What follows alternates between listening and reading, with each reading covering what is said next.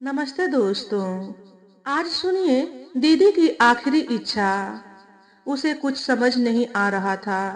मरने वाला तो मर गया था, लेकिन उसकी आखिरी इच्छा नेहा को जिंदा लाश बनाने पर तुली हुई थी। फिर एक दिन सुबह से यह चौथा फोन था। फोन उठाने का बिल्कुल मन नहीं था, पर माँ समझने को तैयार ही नहीं थी। फोन की घंटियां उसके दिमाग पर हथौड़े की तरह पड़ रही थी। आखिरकार नेहा ने फोन उठा ही लिया। हेलो। हाँ माँ, बोलो। बोलना क्या है? घर में सभी तुम्हारे जवाब का इंतजार कर रहे हैं। तुम किसी की बात का जवाब क्यों नहीं देती? माँ, इतना आसान नहीं है यह सब। मुझे सोचने का मौका तो दो। नेहा ने बूझी आवाज में कहा। सोचना क्या है इसमें? तुम्हारी बहन की आखिरी इच्छा थी। क्या बिल्कुल भी दया नहीं आती तुम्हें? उन बच्चों के मासूम चेहरों को तो देखो। माँ, मैं समझती हूँ, पर क्या? वह सिर्फ तुम्हारी बहन नहीं थी। माँ की तरह पाला था उसने तुम्हें। आज जब उसके बच्चों को माँ की जरूरत है, तो तुम्हें सोचने का समय चाहिए। माँ, इतनी जल्दबाजी में इस तरह के फैसले नहीं लिए जाते। हमने भी दुनिया देखी है, ठीक है। अगर तुम्हें उन बच्चों की छीछा लेदर होना मंजूर है, तो फिर क्या कहा जा सकता है? यह क्या बात हुई? तुम इस तरह की बातें क्यों कर रही हो? नेहा बोली। माँ का गला भर आया। तुम अभी माँ नहीं बनी हो ना। जब माँ बनोगी तब औलाद का दर्द समझोगी। फूल से बच्चे माँ के बिना कलप रहे हैं, और तुम हो कि सब दरवाजे बंद करके बैठी हो। नेहा का मन खराब हो चुका था। क्या इतना आसान था यह सब? चार भाई बहनों में सबसे छोटी थी वह, सबसे लाडली। पर जिंदगी उसे इतने कड़वे और मुश्किल मोड़ पर लाकर खड़ा कर देगी, उसने सोचा न था। दीदी की शादी के वक्त महज 17 साल की नाजुक उम्र थी उसकी। पहली बार साड़ी पहनी थी। कितना जोश था। जीजाजी के जूते चुराएगी, 10,000 से 1 रुपए कम न लेगी, उन्हें खूब तंग करेगी। जीजाजी उसकी हर शरारत पर मुस्कुराकर रह जाते। वे सिर्फ उसकी बहन के पति ही नहीं, नेहा की हर बात के हमराज, समझदार और सुलझे हुए इंसान थे। नेहा बहुत सारी ऐसी बातें जो दीदी को नहीं बताती थी, जीजाजी से डिस्कस करती थी।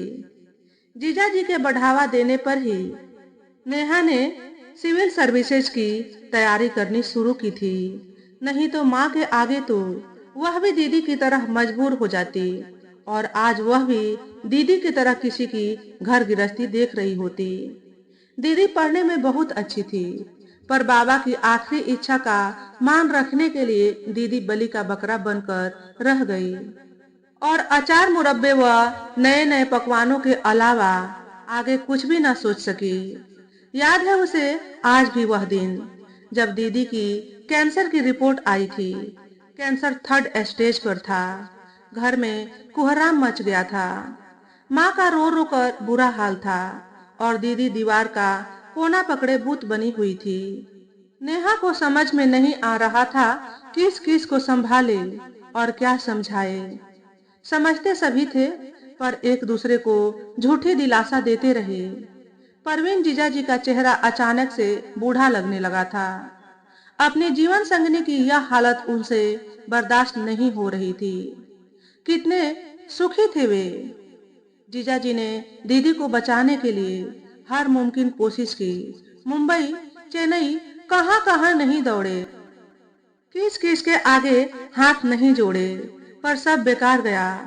जीजाजी की आलीशान कोठी, रुपया पैसा सब धरा रह गया, और दीदी सबको रोता बिलखता छोड़कर चली गई। इन दिनों में नेहा ने क्या क्या देखा और महसूस किया, वही जानती थी।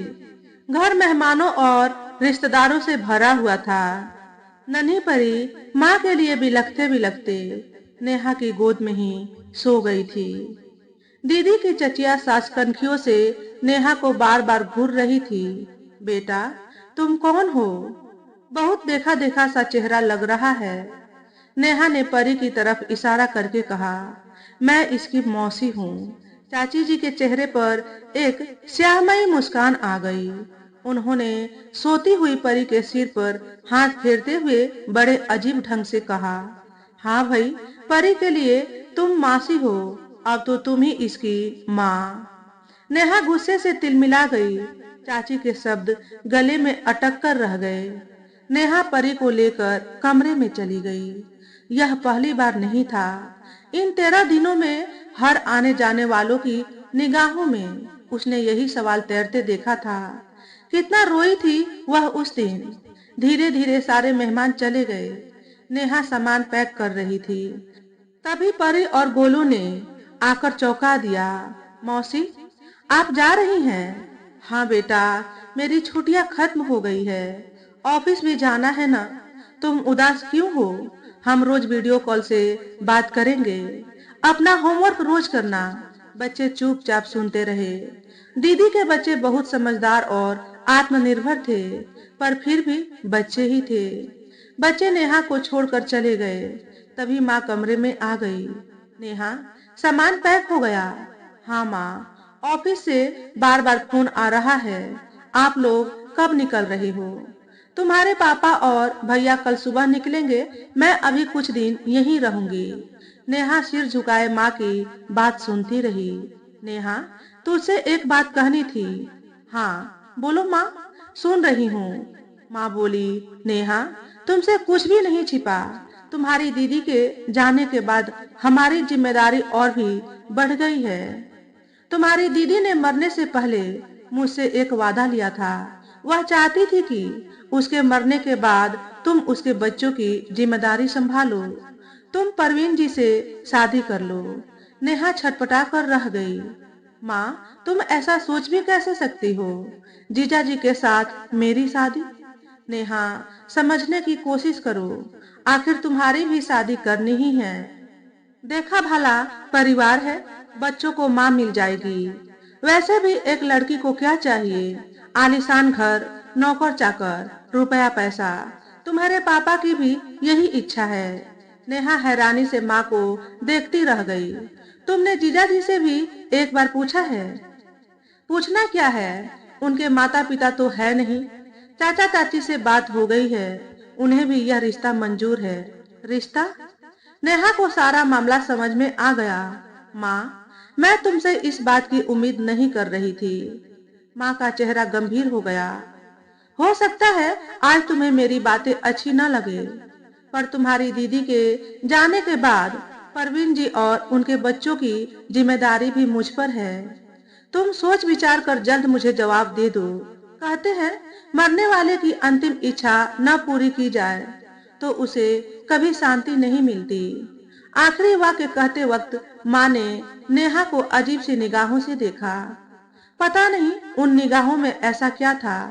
वह उन आंखों में तैर रहे हजारों सवाल के तीर झेल नहीं पाई और मुंह घुमा लिया। एक हफ्ते में माँ ने 50 बार फोन कर दिया था। हर बार एक ही सवाल और नेहा एक ही जवाब देती, माँ, मुझे सोचने का वक्त दो। नेहा हर बार एक ही बात पर आकर अटक जाती। सबको दीदी की आखिरी इच्छा की पड़ी है, पर किसी ने एक बार, हाँ सिर्फ एक बार, उससे पूछा कि उसकी इच्छा क्या है। शनिवार की रात थी। इन दिनों नेहा बहुत बिजी रही। हाथ में कॉफी का मग लिए वह छत पर आ गई। कितने दिनों बाद वह छत पर सुकून के चंद पलों की तलाश में आकर बैठी थी। आसमान में चांद बादलों से लुका छिपी कर रहा था। वह सोचने लगी कि बादलों और तारों के बीच रहकर भी चांद कितना अकेला है। वह भी तो आज कितनी अकेली थी। कोई उसे समझने को तैयार नहीं। किसी ने एक बार भी उसके बारे में नहीं सोचा। सब अपनी जिम्मेदारियों से छुटकारा पाना चाहते हैं। और वह आखिर क्या चाहती है? नेहा की आंखों के सामने जीजा जी का थका हुआ चेहरा, परी और गोलू का मासूम चेहरा, तो कभी माँ का गंभीर चेहरा उभर कर आ जाता। नेहा ने आंखें मूंद ली। आखिर एक लड़की को क्या चाहिए अपनी जिंदगी से? एक खुशहाल परिवार, रुपया पैसा, घर, बस बस क्या यही चाहिए था उसे? आज अगर वह माँ की बात मानकर शादी कर ले तो इस रिश्ते में उसे क्या मिलेगा? दीदी की परछाई होने का दर्जा, दूसरी पत्नी, दूसरी माँ। नेहा मन ही मन मुस्कुराने लगी। दूसरी माँ नहीं, सौतेली माँ। बड़ी बहन ज्यादा सुंदर थी। परवीन की निगाहें हर चीज, हर रंग, हर त्योहार, हर खुशबू, हर स्वाद में दीदी को ही ढूंढेगी। तिनका तिनका जोड़कर अरमानों से सजाए हुए दीदी के उस घर में एक फूलदान सजाने में भी नेहा के हाथ कांपेंगे। नेहा अभी भी सोच रही थी कि हर पार्टी, हर उत्सव में लोगों की सवालिया निगाहें उसे तार तार करेंगी। देखने में तो ठीक लगती है, फिर ऐसी क्या गरज पड़ी थी 2 बच्चों के बाप से शादी करने की? अकेली आई है या बच्चे भी? घूमने से पहले 50 बार सोचना होगा कि न जाने लोग क्या कहें। घर गृहस्थी संभालनी चाहिए, पर यह तो हनीमून के मूड में है। शादी में इतनी धूम और रिश्तेदारों की क्या जरूरत? चुपचाप कोर्ट मैरिज कर लेती। शर्म नहीं आती इतने बड़े बड़े बच्चों के सामने इतना तैयार होकर खड़ी हो जाती है। नेहा ने घबराकर आंखें खोल दी और आसमान में तारों के बीच दीदी को ढूंढने लगी। दीदी, मुझे माफ कर देना। शायद आज मैं तुम्हें और सबको स्वार्थी लगूं, पर मैं इतनी मजबूत नहीं कि जिंदगी भर लोगों के सवालों का जवाब दे सकूं। पर मैं आज तुमसे यह वादा करती हूँ कि एक मौसी के तौर पर हमेशा तुम्हारे बच्चों के साथ खड़ी हूँ। हफ्तों से उमड़ते घुमड़ते सवालों का मानो उसे जवाब मिल गया था। नेहा अपनी माँ को फोन करने के लिए छत से नीचे उतर गई। तो दोस्तों, आज के वीडियो में बस इतना ही।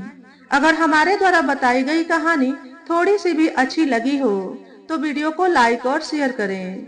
चैनल पर पहली बार आए हो तो चैनल को सब्सक्राइब करके बेल नोटिफिकेशन को ऑल पर सेट कर लें, ताकि आपको ऐसे ही अच्छे अच्छे वीडियो देखने को मिले। हमेशा खुश रहें, हमेशा स्वस्थ रहें। वीडियो देखने के लिए आपका बहुत बहुत धन्यवाद।